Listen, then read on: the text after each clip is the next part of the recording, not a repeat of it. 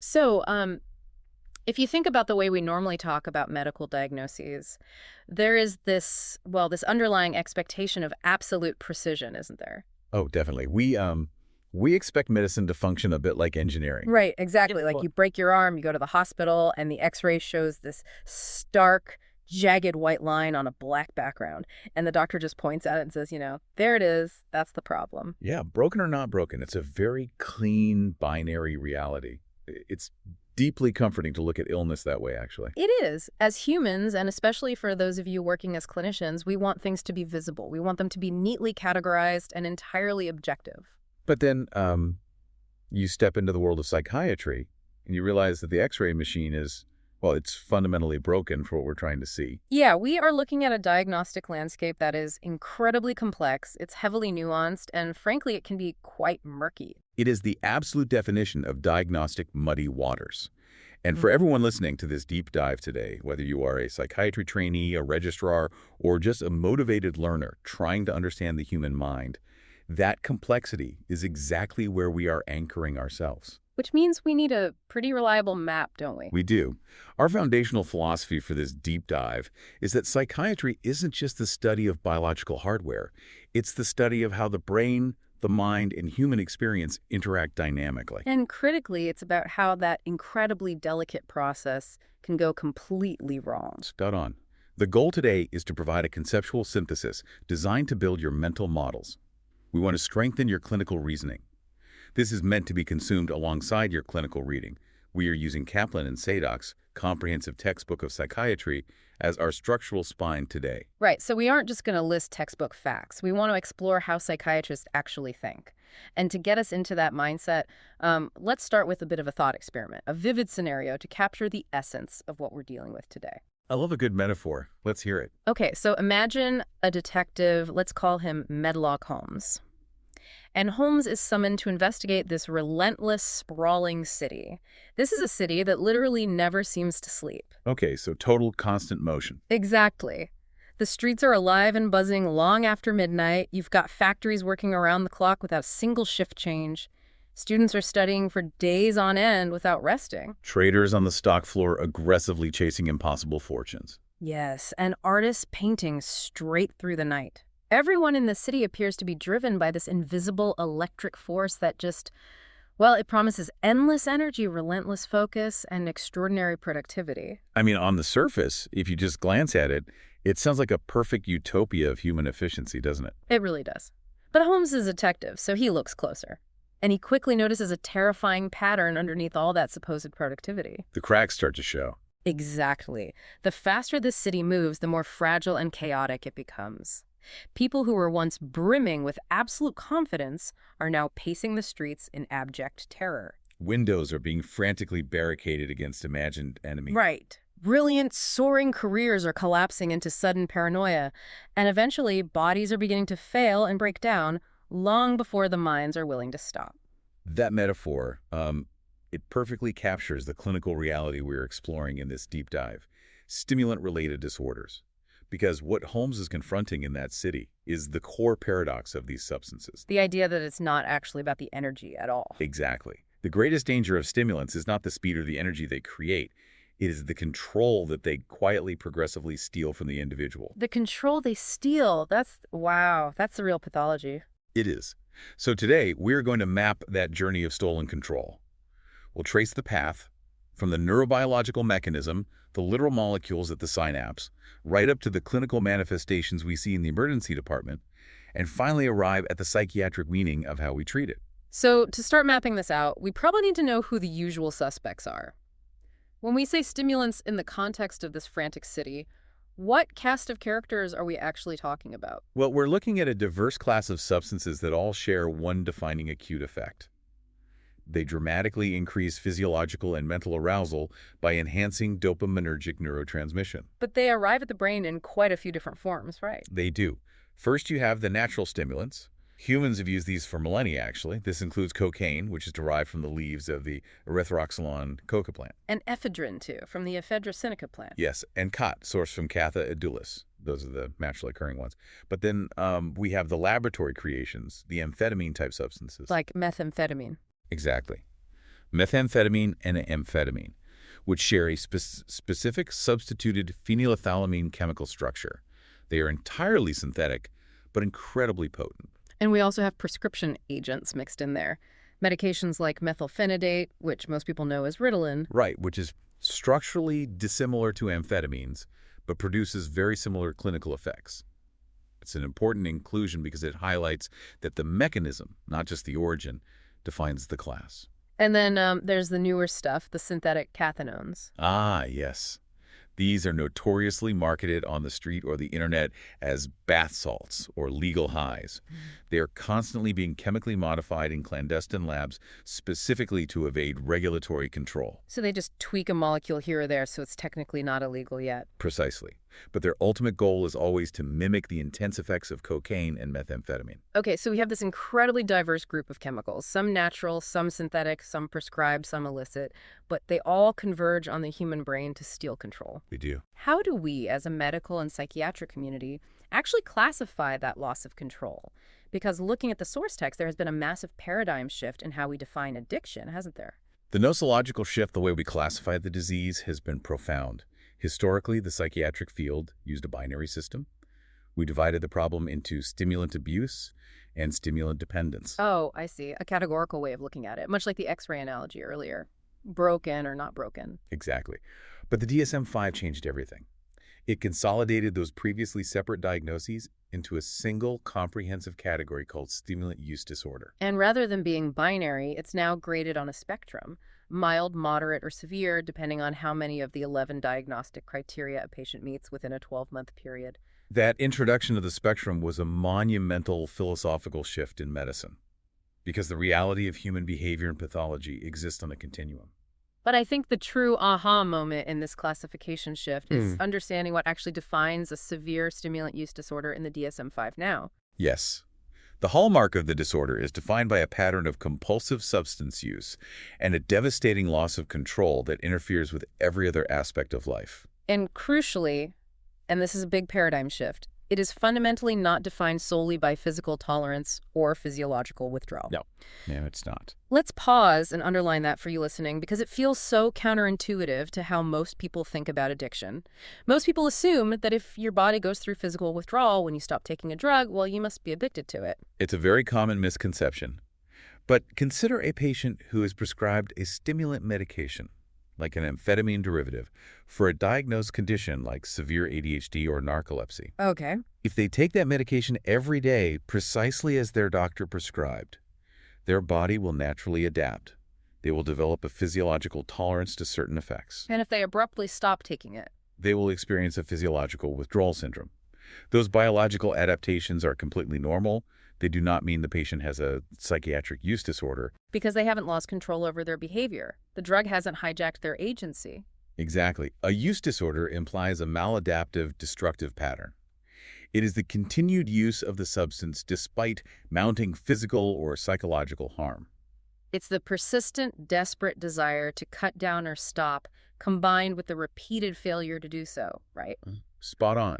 It is the sacrifice of social, occupational, and familial obligations just to obtain and use the drug.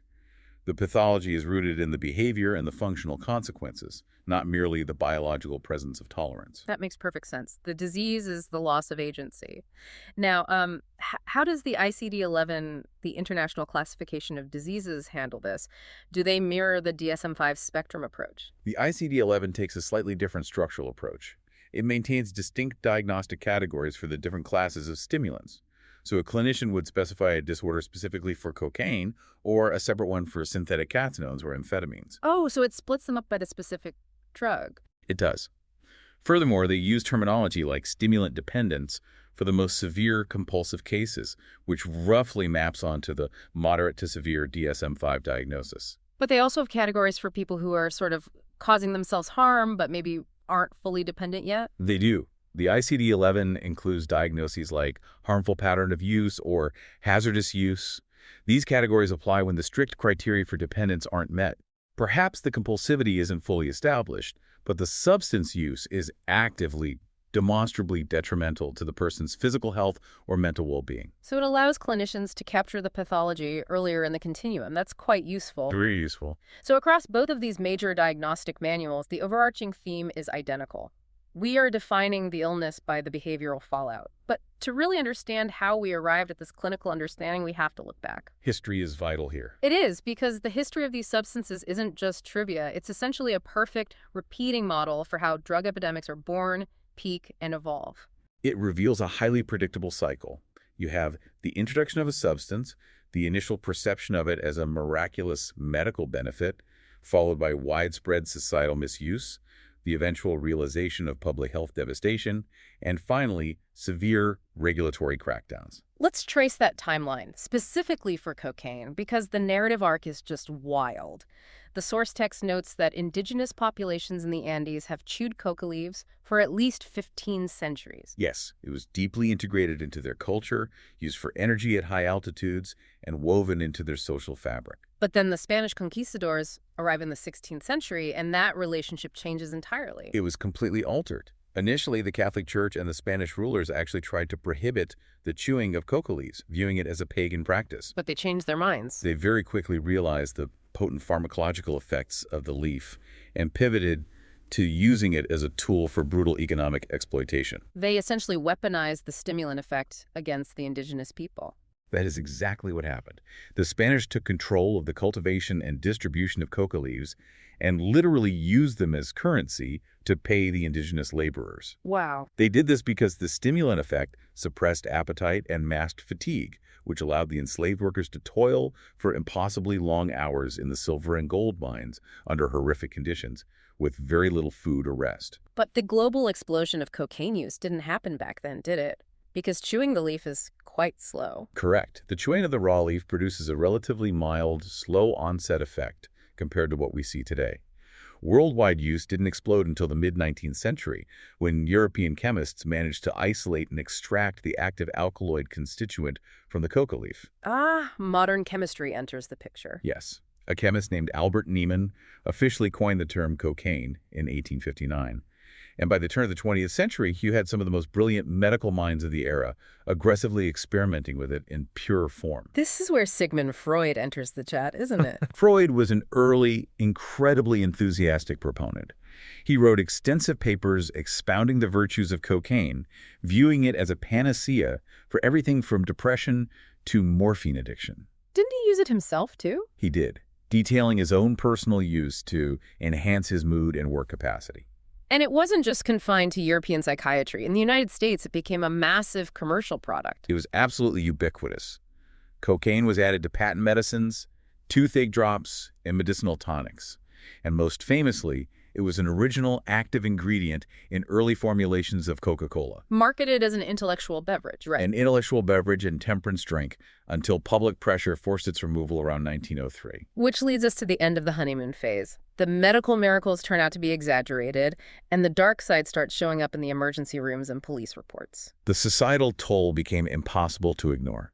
Tales of severe addiction, aggressive behavior, and drug-related crime began surfacing rapidly. This led to the inevitable regulatory response. Right. President William Howard Taft submitted a report to Congress in 1910 proclaiming cocaine a profound national threat. And this public panic culminated in the passage of the Harrison Narcotic Act in 1914. Which is funny because, pharmacologically speaking, cocaine is a stimulant, not a narcotic. A classic legal misnomer, but functionally, the law heavily restricted its distribution and largely banned its non-medical use. So it went underground for a while. Yes, for several decades, it remained largely out of the mainstream public eye, associated mostly with small, privileged circles, certain bohemian subcultures, or jazz musicians. That held true until the massive cultural shifts of the 1970s. The 70s and 80s completely rewrote the epidemiology of cocaine. Why did it make such a sudden, massive comeback? The sources indicate it was a perfect socio-political and cultural storm. In the 1970s, cocaine was remarkably rebranded in the public consciousness. It was perceived as a glamorous, soft drug, a luxury item for the wealthy. Because it was inhaled as a powder, so it felt less severe than injecting heroin? Exactly. Its effects were relatively short-acting, and there was a widespread, dangerous misconception that it was non-addictive. Individuals who had experimented heavily with psychedelics and marijuana in the counterculture of the 1960s were suddenly very open to trying this new, supposedly safe stimulant. And then the economics changed in the 80s. Drastically.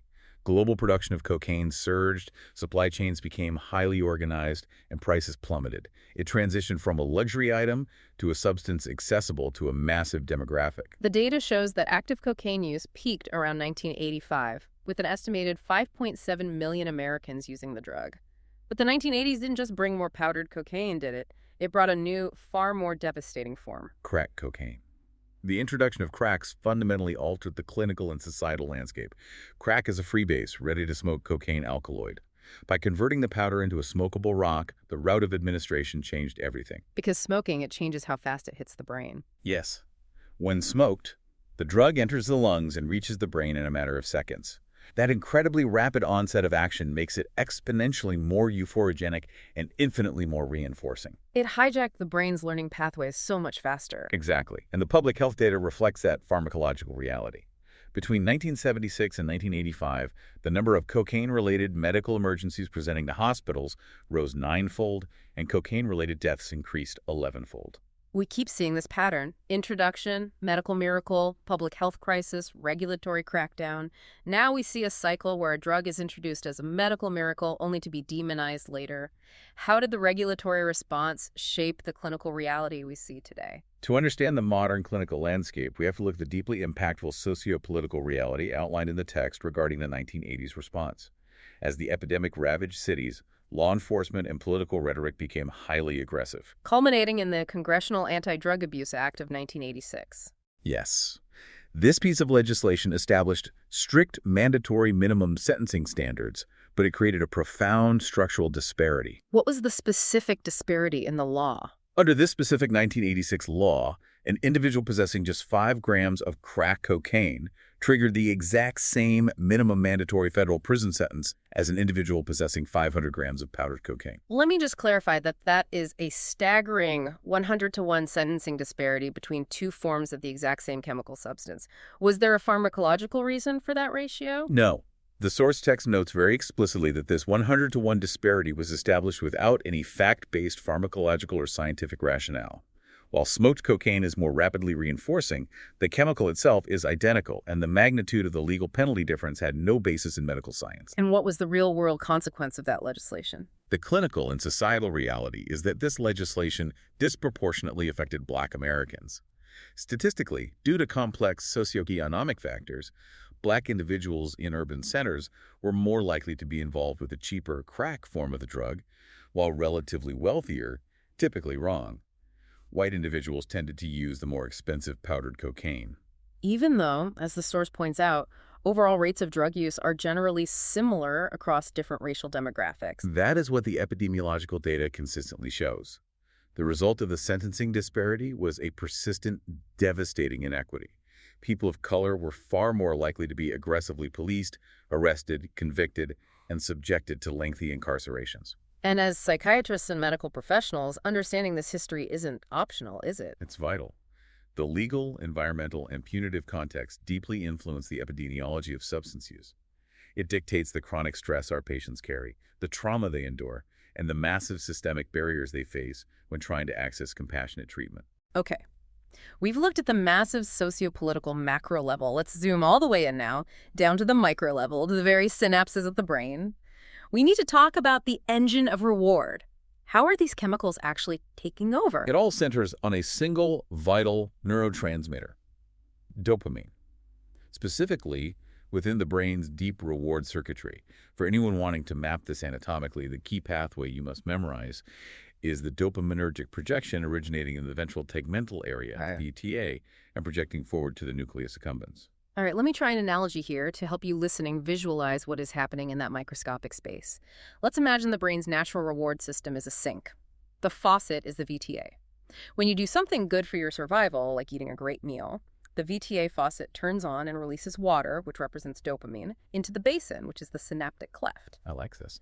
Now, normally that water doesn't just sit there overflowing. It drains away down a specific pipe. In the brain, that drain pipe is the presynaptic dopamine transporter, or DT. That is an excellent way to conceptualize it. In a healthy homeostatic state, dopamine is released into the basin.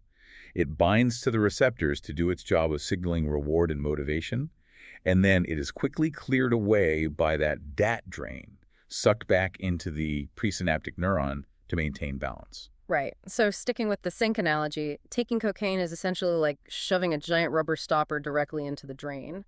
Cocaine molecules bind directly to that dopamine transporter and completely inhibit the reuptake process. Yes.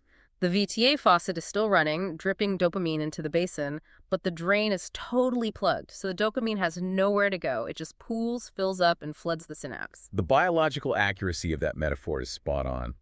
Cocaine transiently but dramatically increases extracellular dopamine in the nucleus accumbens purely by blocking the natural clearance mechanism.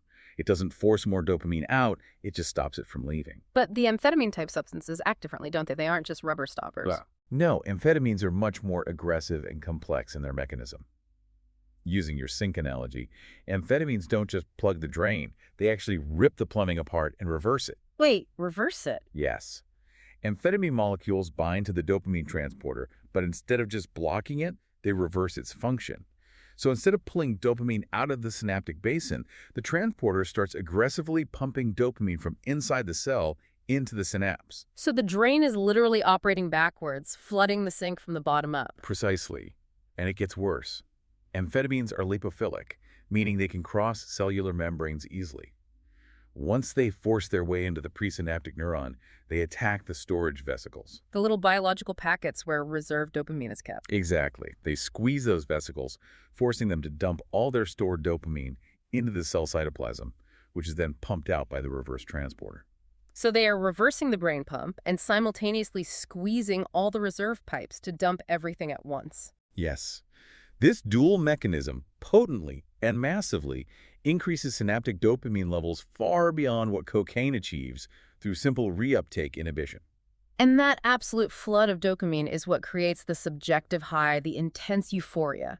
But looking at the clinical data, it's not just about the total volume of dopamine, is it? The speed matters. The kinetics matter immensely. The subjective experience of euphoria appears to require two distinct pharmacological events.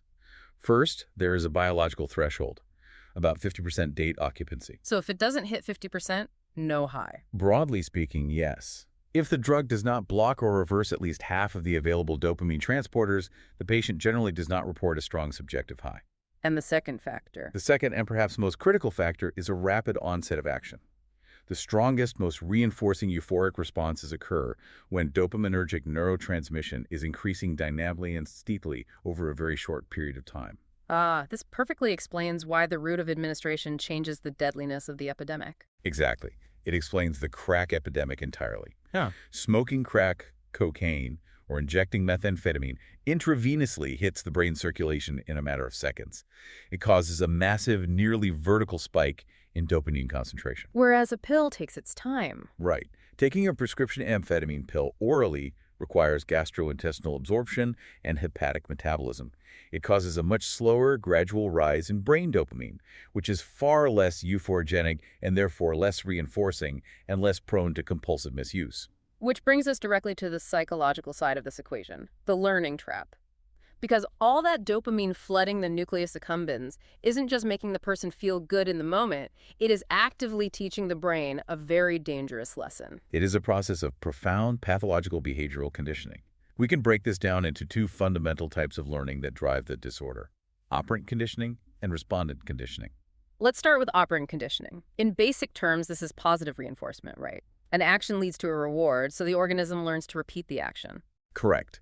In the early stages of a stimulant use disorder, the drug acts as an overwhelmingly powerful positive reinforcer.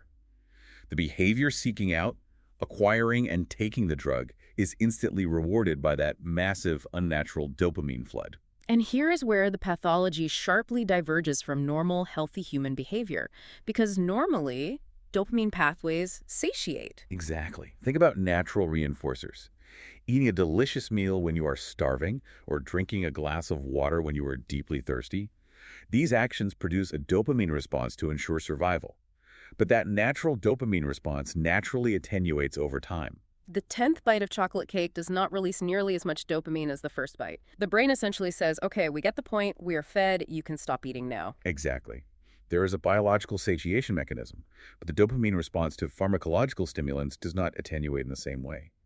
The chemical nature of the drug bypasses the satiation signal and forces the massive dopamine release every single time it is administered. So the brain's learning centers begin to prioritize drug-seeking behavior over natural survival rewards. It hacks the hierarchy of needs. It completely overwrites it. Animal models demonstrate this starkly and tragically. In laboratory settings, some animals will self-administer cocaine in preference to food and water, continuing to press the lever for the drug to the point of absolute starvation and death. That is deeply chilling. The drug literally deletes the instinct to survive. So that is the operant conditioning side. What about responding conditioning? This is the Pavlovian side of the trap, where environmental cues get tangled up with the drug. Yes. Respondent conditioning explains how people, places, and things become powerful biological triggers for relapse. Through repeated exposure, an initially neutral stimulus like standing on a specific street corner, the visual sight of a glass pipe, the smell of a certain chemical, or even a specific time of day is repeatedly paired with the unconditioned stimulus of the massive drug high. So the brain's memory and emotion centers, like the hippocampus and the amygdala, are actively wiring these contextual clues together with the reward. Precisely. The basolateral amygdala, which is crucial for processing emotional valence and attaching emotional significance to memories, links those environmental cues directly to the anticipation of reward. Eventually, just seeing the street corner or handling the paraphernalia activates that VTA to nucleus accumbens circuit. Which is a vital concept for clinicians. This is why some users experience a physiological high, a spike in heart rate, or intense craving just by preparing to use the drug long before it ever enters their bloodstream. The craving is no longer just a psychological desire or a weakness of will. It has become a conditioned, hardwired biological reflex. But eventually, the positive reinforcement, the chasing of the high, isn't enough to explain the chronic nature of the disease, right? Because we know the high eventually stops being as high, and the source text describes this terrifying transition to what it calls negative reinforcement. This transition is arguably the most critical juncture in the chronicity of the disease. Over time, chronic, repeated flooding of the synapse with dopamine leads to profound neuroadaptation. The brain is entirely focused on homeostasis, so it tries to defend itself against the relentless chemical flood. How does it defend itself? By turning down the receptors. Exactly. It aggressively downregulates dopamine receptors, specifically the D2 and D3 receptors in the striatum. It reduces their numbers and their sensitivity. Furthermore, the brain actually decreases the baseline synthesis and release of its own endogenous dopamine. Let me make sure I have this straight. Because the drug was artificially flooding the system, the brain turned off its natural supply. So when the drug is finally out of their system, their baseline dopamine levels are actually far, far lower than a normal, healthy person's. Much lower. The text refers to this devastating condition as a dopamine-deficient state. When the severely dependent patient is abstinent, they do not just revert to feeling normal. They experience profound dysphoria, exhaustion, physical lethargy, and absolute emotional emptiness. So the clinical translation here is that the motivation for taking the drug completely flips. The patient is no longer using the stimulant to get high or to feel euphoria or to party. They are using just to escape the crushing, aversive, physical, and mental suffering of abstinence. That is the essence of negative reinforcement. The pursuit of pleasure quietly transforms into the desperate avoidance of suffering. The drug is now acting as a negative reinforcer because it removes the awful feeling of the dopamine-deficient state, which powerfully reinforces continued compulsive use just to feel functional. And while all this psychological conditioning and receptor downregulation is happening, the physical architecture of the brain is actually being structurally rewired. The text goes incredibly deep into the cellular level here, mentioning a specific intracellular cascade, the CAM-MP to PKA to CR pathway. We need to translate that for everyone. What is actually happening inside the neuron? Let's trace that cascade, because it is the literal mechanism of addiction memory. When dopamine receptors are repeatedly pounded and overstimulated by stimulants, it alters the second messenger systems deep inside the receiving neurons. It changes the intracellular levels of a molecule called cyclic AMP, or CAN-MP. And what does a change in CAM-MP? An increase in CAMP in the nucleus accumbens leads to increased activation of an enzyme called protein kinase A, or PKA. Okay, so we have dopamine triggering CAN-MP, which activates PKA. What is the ultimate target of this enzyme? Elevated pKa travels to the nucleus of the cell and increases the activity of a transcription factor called CRE CANMP response element binding protein. Now, a transcription factor is essentially a molecular switch that binds to DNA and turns specific genes on or off. Wait, so the drug is literally changing genetic expression? It is altering which genes are active in the patient's brain? Yes. CRIB signaling alters the expression of genes involved in synaptic plasticity, the production of brain-derived neurotrophic factor, and the activation of anti-reward systems. But there is another, perhaps even more crucial transcription factor mentioned in the literature: delta FOSB. What makes delta FOSB so special? Let's use an analogy. Imagine the drug damage to the brain is like a hurricane hitting a city. Most of the chemical signals like CRIB are like emergency responders. They rush in, do their job, and fade away quickly once the immediate crisis, the drug high, passes. But delta FOSB is different. Delta FOSB is highly stable. It does not degrade quickly. So it sticks around. It accumulates with chronic drug exposure and persists in the brain for weeks or even months after the drug use has completely stopped. If CRIB is the emergency responder, delta FOSB is the construction crew that stays behind to build permanent new roads. Wow. It alters the dendritic spines on the neurons, physically rewiring the circuitry of the brain to be hypersensitive to drug cues and resistant to natural rewards. Meaning the brain remains structurally, physically primed for addiction and relapse long after the patient has detoxed and the drug is out of their urine. Precisely. And this microscopic cellular rewiring scales up to cause macro-level structural changes that we can actually see on neuroimaging. Chronic stimulant use has been shown to shrink the volume and density of gray matter in the prefrontal cortex and the orbitofrontal cortex. And those are the areas responsible for executive function, logical decision-making, and impulse control, right? The brakes of the brain. Yes. The brakes physically atrophy. Conversely, imaging shows that the basal ganglia, the deep brain structures that serve as the hubs for dopamine processing and rigid habit formation, actually enlarge. So we have a physically diminished prefrontal cortex, which means the brakes are failing, and a hyperactive, structurally enlarged reward system, meaning the accelerator is stuck to the floor. Is this neurological mismatch why patients exhibit what the text calls steep temporal discounting? It is the exact neurobiological basis for it. Steep temporal discounting is a cognitive phenomenon where an individual disproportionately values a small, immediate reward, like the next hit of cocaine or meth, over a massive but delayed consequence, like keeping their job, maintaining their marriage, or preserving their freedom. Because they physically can't foresee the future consequences properly. Exactly. The prefrontal cortex is too physically damaged to apply the logical brakes, and the amygdala and basal ganglia are screaming for immediate relief. The patient's entire clinical decision-making apparatus is fundamentally structurally compromised. Okay, we have thoroughly mapped the mechanisms. Let's transition to what this actually looks like when that compromised patient walks through the doors of the hospital, the clinical manifestations. Let's start with acute intoxication. When someone is actively high on a massive dose of a stimulant, what are we seeing in the emergency department? You are seeing a profound state of sympathomimetic overload. Let's translate that. The body's autonomic fight-or-flight system is pushed to its absolute biological limit. The physical accelerator is floored. Exactly. Vital signs will reflect this violently. The heart is racing severe tachycardia. Blood pressure is dangerously elevated. Pupils are widely dilated. The patient is often sweating profusely, pacing the room, and exhibiting severe psychomotor agitation and inability to sit still. What about psychologically? Psychologically, you see extreme grandiosity, rapid, pressured speech, hypervigilance, and severely impaired judgment. But there is a crucial clinical concept here regarding how that intoxication profile changes over time in a chronic user. The text highlights a phenomenon called reverse tolerance or sensitization. Can you explain how this works, perhaps by contrasting it with a drug we are more familiar with, like alcohol? Well, with alcohol, we expect standard metabolic and neurological tolerance. The more you drink over a period of months or years, the more alcohol you physically need to consume to achieve the same intoxicating effect. The liver upregulates enzymes to metabolize it faster, and the brain adapts to function in a depressive state. But stimulants don't follow those rules, do they? They follow a split pathway. Stimulants certainly produce standard tolerance to their euphoric effects and cardiovascular effects. The user needs more drug to feel the initial high.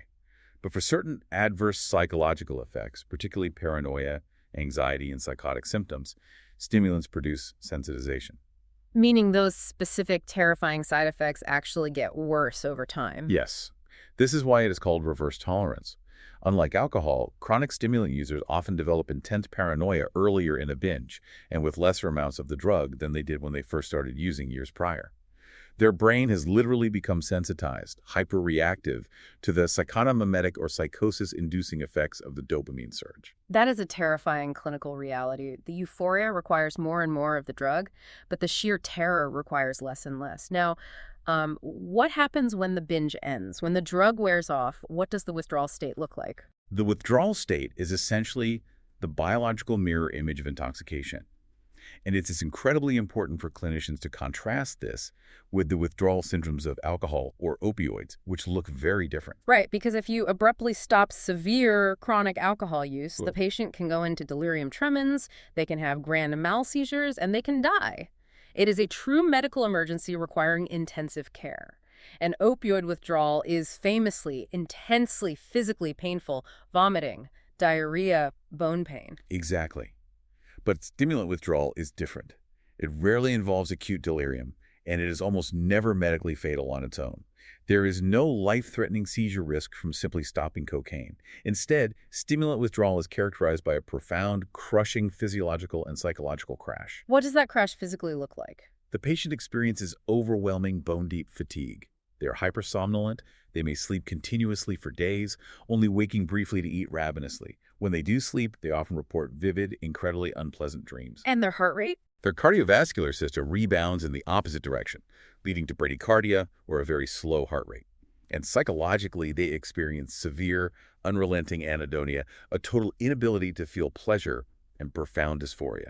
As a clinician listening to that list of symptoms, hypersomnia, hyperphagia, profound anhedonia, psychomotor retardation, that sounds exactly, symptom for symptom, like a major depressive episode. Specifically, depression with atypical features. It is phenotypically identical in many cases. If you just look at a cross-section of the patient on day 2 of a crash, you cannot tell the difference.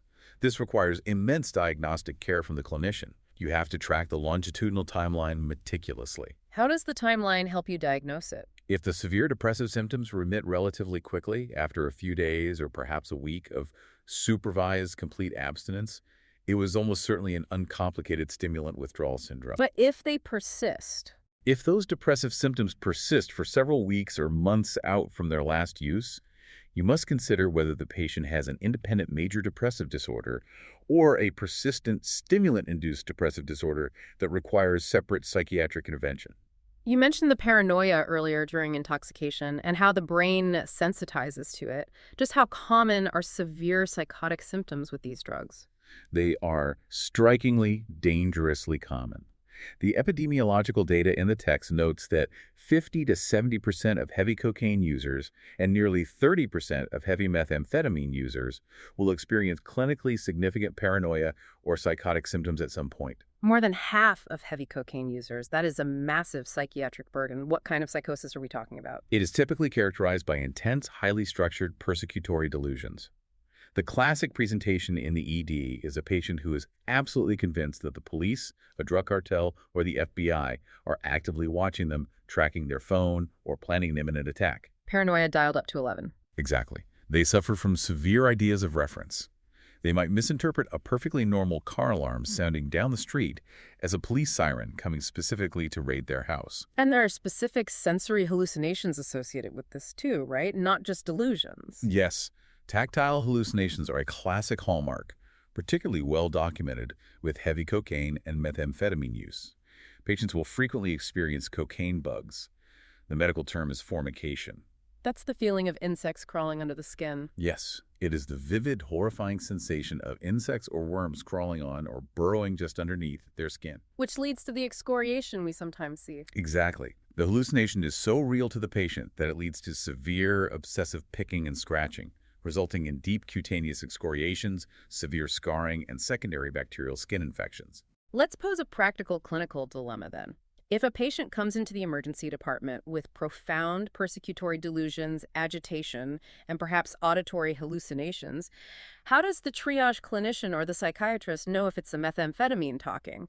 Or if this person has an underlying primary psychotic disorder, like schizophrenia, that just happened to flare up? It is genuinely one of the most common, complex, and difficult diagnostic dilemmas faced in emergency psychiatry. And once again, time is your primary diagnostic tool. The key differentiator is the temporal rule of remission. Explain the temporal rule for us. Psychotic symptoms directly caused by methamphetamine or cocaine intoxication generally remit within a few days to a week of complete cessation of the drug. If you admit the patient to a safe, supervised, strictly abstinent environment, and their psychosis clear entirely within 5 to 7 days without heavy antipsychotic intervention, it was likely a substance-induced psychotic disorder. And if it doesn't clear? If the psychotic symptoms persist robustly for a month or more out from their last verified use, that strongly suggests the presence of a primary psychotic disorder, like schizophrenia or schizoaffective disorder, that may have been unmasked, triggered, or severely exacerbated by the stimulant use. Okay, let's talk about the physical toll on the rest of the body. Because the brain isn't the only organ taking a severe hit during a binge, what is the broader medical toxicity profile? Stimulants are notoriously brutal on the cardiovascular system. The pathology stems from a deadly combination. First, the drug causes severe tachycardia, meaning the heart is racing, and the myocardial oxygen demand skyrockets. The heart muscle needs oxygen immediately. Okay. But simultaneously, the sympathomimetic effect causes profound vasoconstriction. It aggressively narrows the blood vessels, including the coronary arteries that supply blood to the heart itself. Ah, so the heart is demanding maximum oxygen to keep up the pace, but the drug is simultaneously choking off the blood supply that delivers the oxygen. Exactly. It is a recipe for cardiovascular catastrophe. This mechanism can precipitate severe angina, sudden myocardial infarction heart attacks, and cardiogenic shock, even in young, physically fit individuals who have zero underlying atherosclerotic heart disease. And the high blood pressure must wreak absolute havoc on the structural integrity of the vessels. Acute severe hypertension during a binge can lead to aortic dissection, which is often fatal, or catastrophic hemorrhagic strokes, where weakened blood vessels in the brain simply burst under the pressure. This text also specifically mentions a condition commonly referred to as meth mouth. What is the pathology behind that? Meth mouth is a specific, devastating dental consequence of chronic methamphetamine use. It is multifactorial. First, you have the systemic vasoconstriction, which reduces essential blood flow to the gums and roots of the teeth, causing tissue necrosis. The gums are actually dying. Yes. Second, the drug induces severe bruxism, compulsive, aggressive teeth grinding, and jaw clenching. Third, the drug drastically reduces saliva production, leading to a dry mouth that cannot naturally wash away bacteria. Add in a craving for sugary drinks and a general neglect of oral hygiene during binges, and it leads to rapid, horrific dental decay and tooth loss. It is a systemic physical collapse. And is there a long-term neurological risk even after a patient finally manages to stop using and enter recovery? Unfortunately, yes, particularly with the amphetamine class. Long-term misuse of amphetamines is associated with proven neurotoxic effects on the dopaminergic neuron systems. The massive release and subsequent metabolism of dopamine generates reactive oxygen species and free radicals inside the brain. And that damages the brain. It causes chronic oxidative stress and neuron inflammation, physically damaging the dopaminergic terminals. And since dopamine is crucial for motor control, does that mean what I think it means? Yes. The text specifically notes that this cumulative amphetamine neurotoxicity is linked epidemiologically to a significantly increased risk of developing Parkinson's disease later in life. Okay. We have built the biological, historical, and clinical foundation. Let's move to the integration and clinical reasoning section. This is where the rubber meets the road.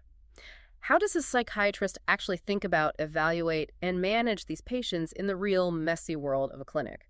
Because, as we both know, they rarely present with just one neat, isolated textbook problem. That is the rule of modern psychiatry, not the exception. Pure, isolated stimulant use disorder is incredibly rare. Comorbidity, having multiple overlapping psychiatric conditions, is the defining feature of clinical practice in addiction medicine. The epidemiologic catchment area study, the famous ECA study, provides a statistical reality check that every clinician must memorize. What does the ECA data show? It shows that a staggering 76% of individuals diagnosed with a cocaine use disorder have at least one co-occurring, non-substance-related psychiatric disorder. 76%. That means dealing with dual diagnoses is the absolute standard of care, not a special case. It is 11 times the rate of psychiatric disorders found in the general population.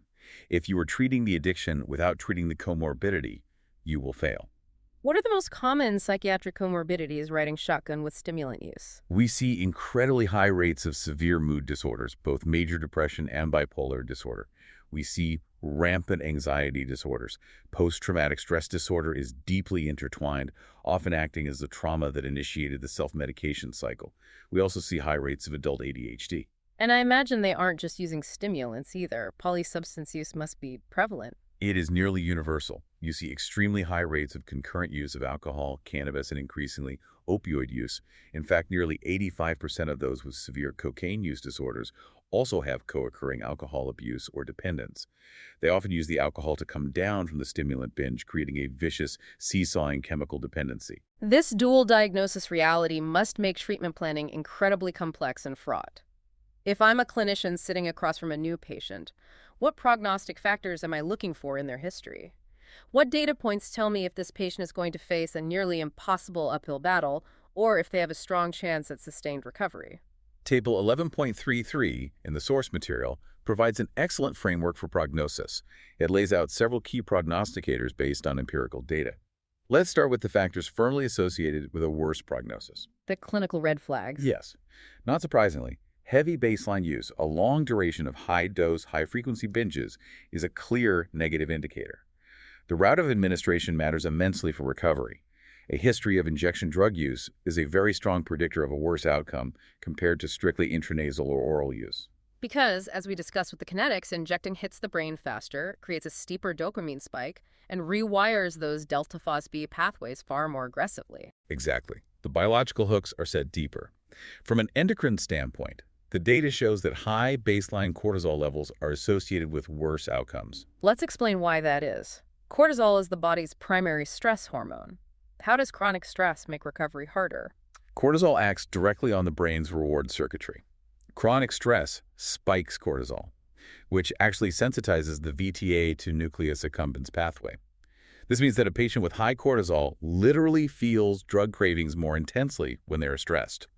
Their biological stress response system is dysregulated, constantly driving them back toward the drug as a coping mechanism, which heavily drives relapse. That perfectly connects the biological why to the clinical what. What else predicts a bad outcome? As we discussed regarding neuroplasticity in the shrinking prefrontal cortex, significant cognitive dysfunction, specifically executive impairment, poor memory, and an inability to plan, makes it much harder for the patient to engage meaningfully in complex behavioral therapy and make sound long-term decisions. Okay, those are the immense hurdles. What about the green flags? What factors predict a better prognosis and give the clinician hope? Favorable factors ground the patient in reality.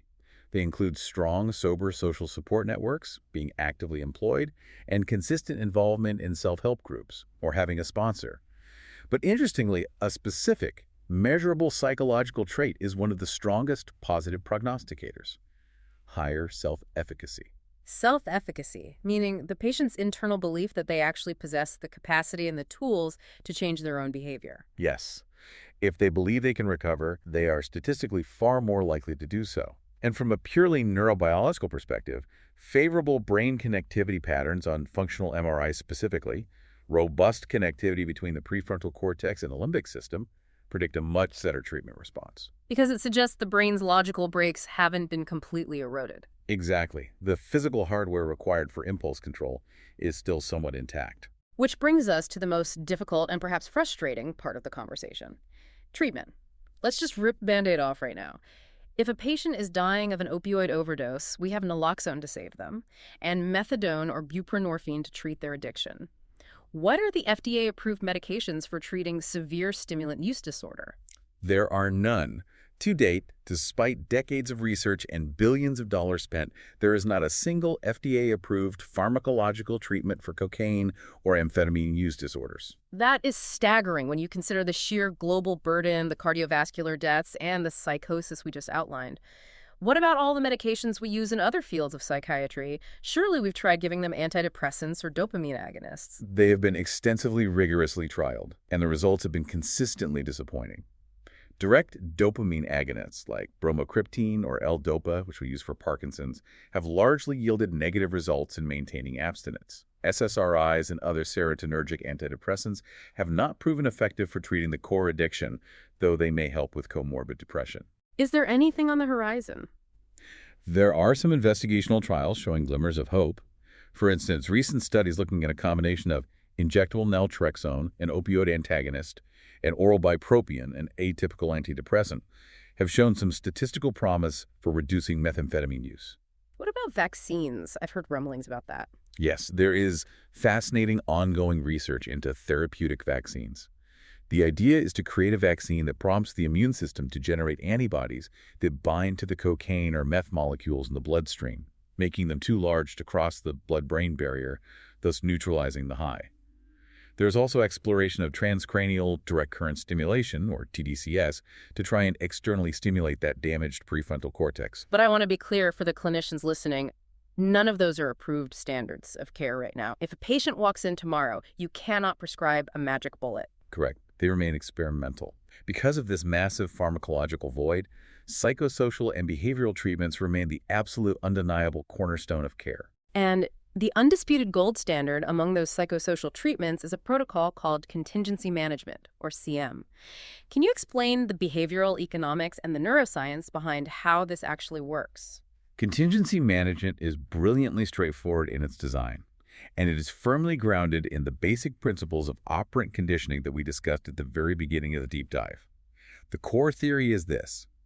Stimulant use is driven by an overwhelmingly powerful positive reinforcer, the dopamine spike of the drug high. Okay, so you have to fight fire with fire. Exactly. To combat this effectively, CM introduces a highly structured, constructive, and competing positive reinforcer into the patient's environment.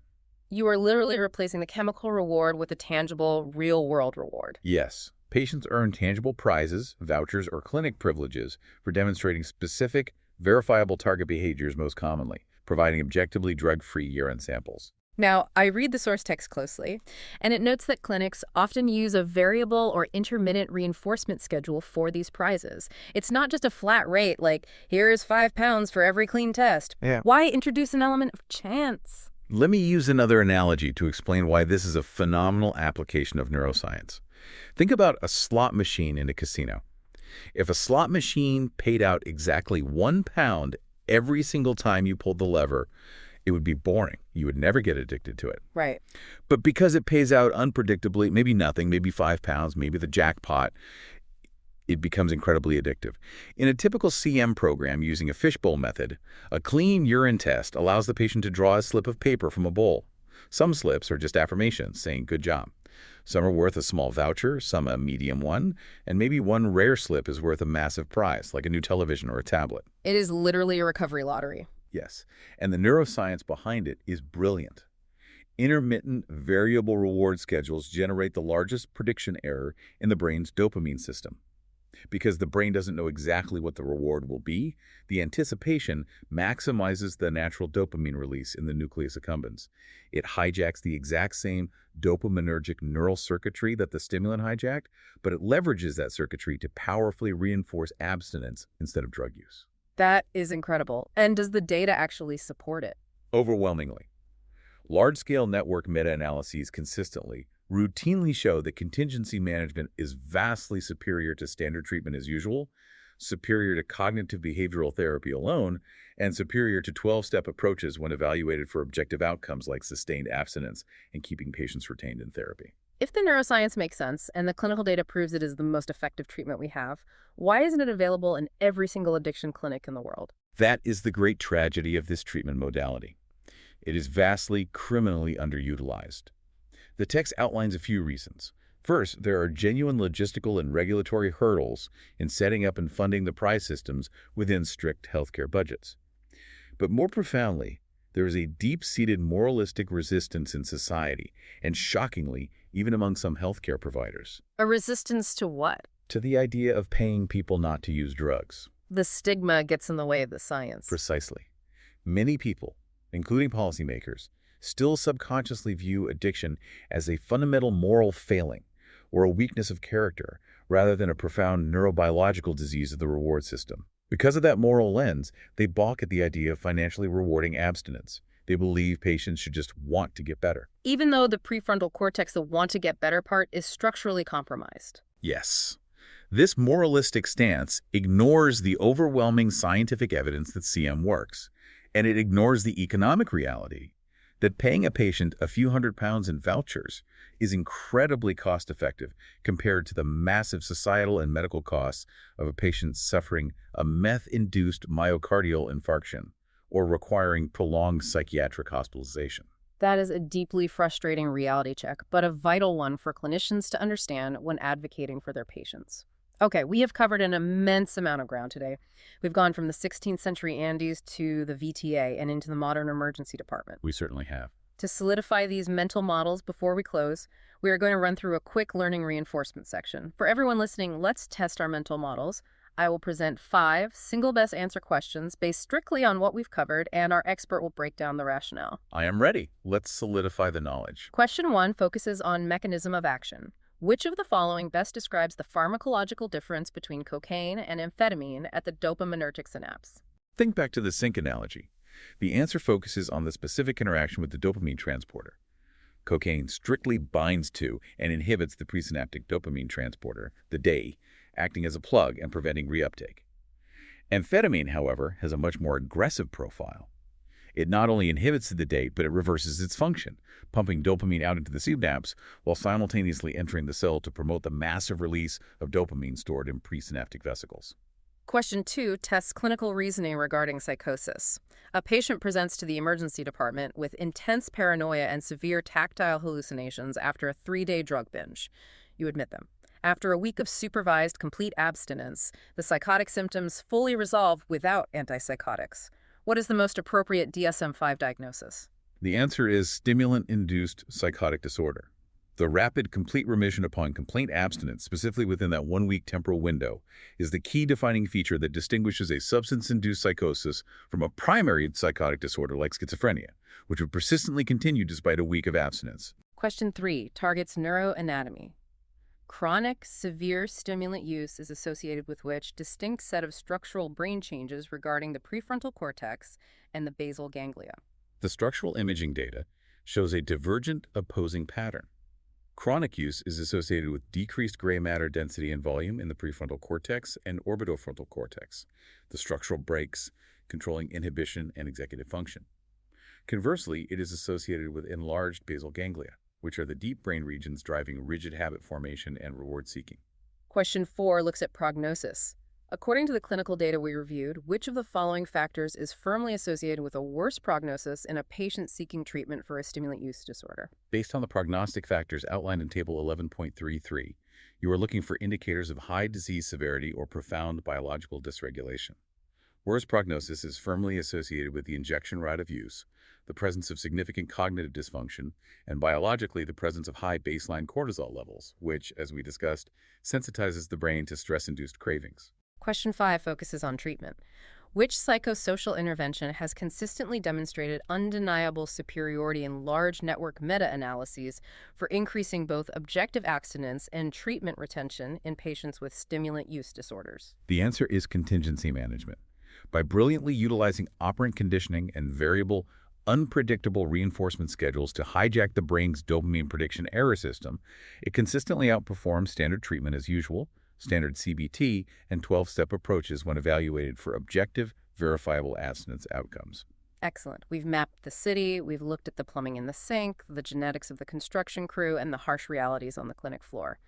As we wrap up this deep dive, do you have a final new provocative thought to leave our listeners mulling over as they go back to their clinical reading? I do. We've spent this entire hour discussing how stimulants hijack the brain's learning pathways, how they physically alter the cortex, and how they erode executive control. But consider this new frontier. If a chemical can physically restructure the brain's decision-making apparatus, if it physically shrinks the prefrontal cortex where logical choice resides, how does that alter our societal understanding of free will? When a patient with a severely structurally altered brain commits a crime to obtain a drug, to what extent are they legally or morally culpable? As neuroscience advances, the legal system will eventually have to grapple with the reality that severe stimulant use disorder isn't just a series of bad choices. It is an acquired structural brain injury that fundamentally degrades the biological hardware required for free will.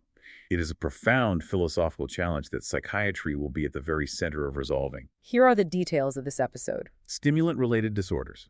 Byline. Some substances promise limitless energy. The greatest danger is not the speed they create, but the control they quietly steal.